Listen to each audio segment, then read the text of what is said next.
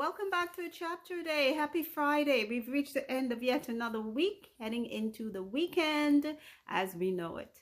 Today we are going to be reading First Chronicles chapter 3. Yesterday we just touched on some of the names, like for the 12 tribes of Israel, which were Jacob's 12 sons, and about some of the lineage of David.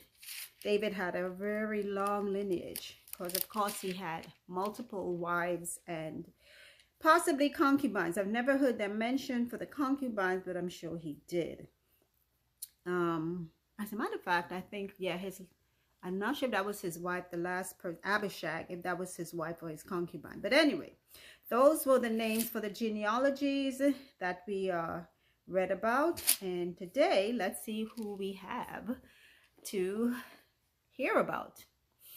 Now these were the sons of David, which were born unto him in Hebron. The firstborn Amnon of Ahinoam the Jezreelitess. The second Daniel of Abigail the Carmelitess.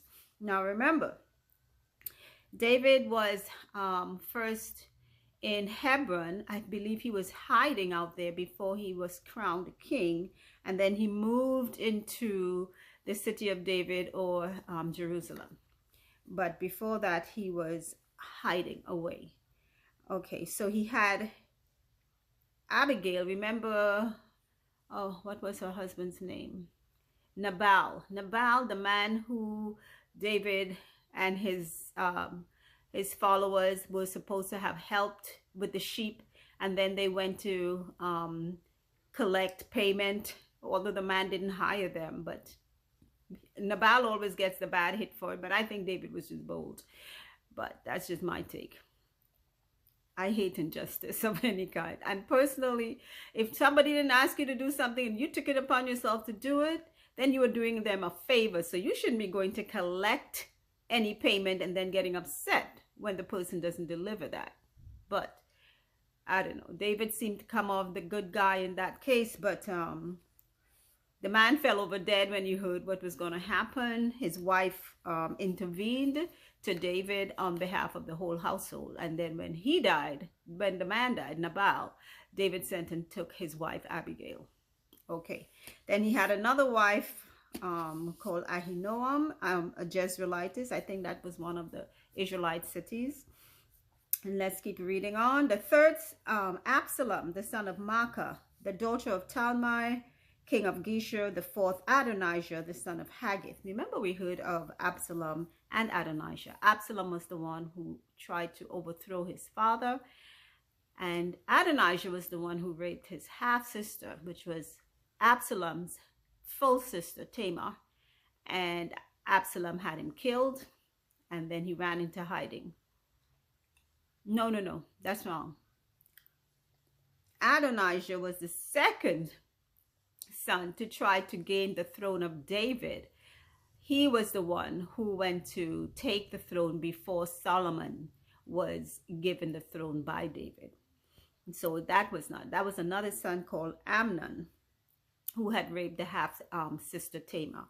Okay, so moving on to verse 3. The fifth, Shephatiah of Abital. The sixth, Ephraim by Eglah his wife. Verse 4, these six were born unto him in Hebron, and there he reigned 7 years and 6 months, and in Jerusalem he reigned 30 and 3 years. So in all he reigned 40 years as a king, but Hebron was the first place that he was, the first city. And then when he was crowned king after Saul died, then he moved into Jerusalem. Okay, and let's see, verse 5, and these were born unto him in Jerusalem, Shimeah and Shobab, and Nathan and Solomon, 4, of Bathshua, the daughter of Amiel. Ibhar also, and Elishama, and Eliphalet. And I think we read some of these names during David's battles. Some of these names, I'm not sure if it was his sons, but I remember reading Elishama and Eliphalet. Okay, we know Solomon was the son of he and Bathsheba. We know the instance with Bathsheba, having the man's wife and then having him killed. And then he had some other ones And they say those were the sons of the concubine and Tamar, their sister. Okay, these were all the sons of David beside the sons of the concubines and Tamar, their sister. I'm not sure what that means.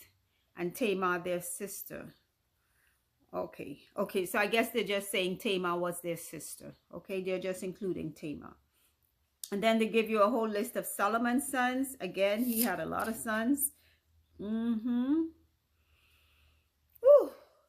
Okay, going down the line, a whole list of Solomon's sons and then their sons, and that goes on to verse 24.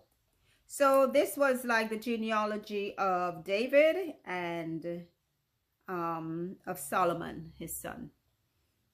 Wow, he had a lot of sons. So I guess in all he had 6 in Hebron and he had 9 in Jerusalem. So he had 15 sons. And the only one we ever really heard about was David. Well, no, we did hear about Absalom and, you know what, and Amnon. They did mention Amnon. Amnon was the firstborn. Amnon was his firstborn.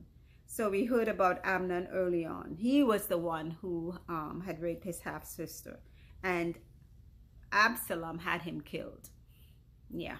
And then Adonijah. So the 3 sons that he had in Hebron, 3 of them turned out to kind of rebel against him or do things that were not right. So, mercy.